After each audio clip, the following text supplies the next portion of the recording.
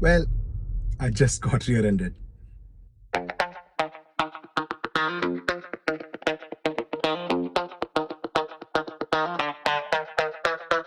Ladies and gentlemen, boys and girls, this is National Test on the Gong. As you saw in this footage, yes, I did get rear-ended. But this video is not to assign any blame to the person who did it. I'm sure it was an absolutely genuine mistake. They were quite apologetic when they came out of the car, so that's all good. No lasting damage to my car, so that is the preamble to this video.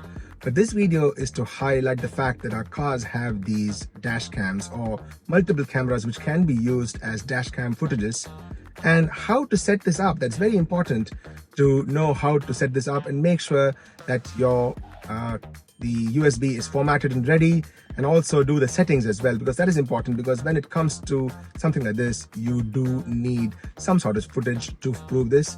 Again, this video's purpose is not to assign any blame, but to highlight the fact dashcam is absolutely an invaluable tool that our Teslas have. Let's do this.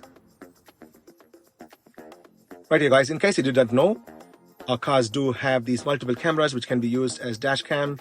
Right at this time, we only can use the 5 cameras, the 2 repeater cameras on the side, the rear and the front camera, as you can see here. So if you click on the dash cam, you can see that these are the cameras that are used. So you do have the front, the rear, the right and the left repeater cameras. Of course, if you have had a recent software update, you'll probably know that there are other cameras that are available for preview, but it's not usable as dashcam footage cameras as of yet. So we do have the cabin camera, there you go, and then you have the main camera, the wide camera, the narrow camera. These are the ones from the front, the right and left pillars, as well as the right and left fender cameras and the rear camera as well. So these are the cameras that are available but not yet in our dashcam as of this time. Now, this is important to know to set this up. So first and foremost, you must know that the glove box, when you open that, the USB stick resides right there. You can see it there. So that's the USB stick. And this is important to know that you should have this USB stick formatted and ready. If you have a new Tesla Model Y or Model 3, this does come with its own USB stick. I believe it's a 128 gigabyte USB stick that comes with the car. But if you want to add, you can add all the way up to 1 terabyte in that particular port and it will work. So let's go and go into safety, and then I would always recommend to have a glove box pin. I disabled it because I was having my car upgraded with HomeLink yesterday, so I disabled it. But always click this on so that people cannot steal that USB stick from the glove box in case you get into a major accident and people want to delete that footage. They cannot steal that, so keep a pin always available. So that's important.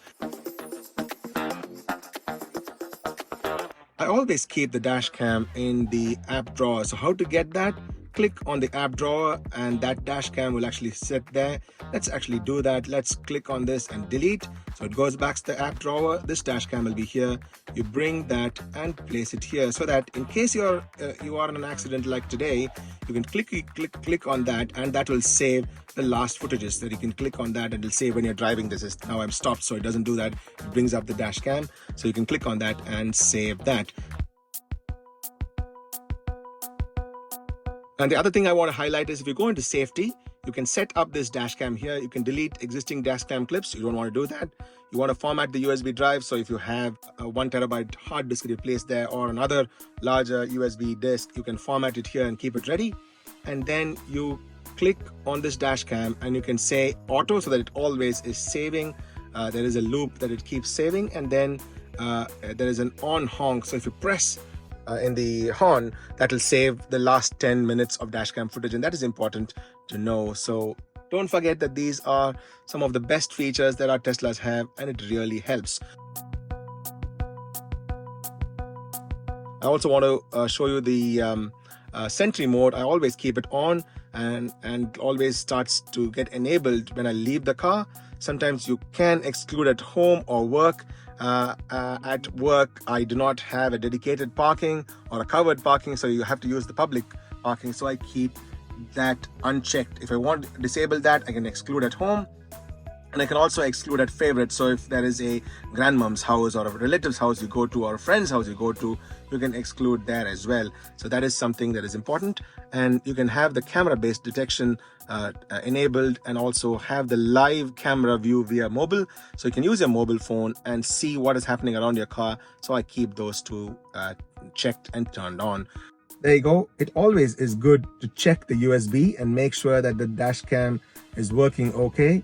Check that it's working fine and if the USB is not corrupted, because sometimes the USB does not record properly. So it's always good to keep it, because in times like this, it's always nice to have that footage. In my case, the person was absolutely kind. I think it was a genuine mistake. We'll forgive and forget. That's okay. No lasting damage to my car, so I'm not really worried. They did give their number as well to call in case there was a problem. So I'll probably text them back and say all's good, no, nothing to worry.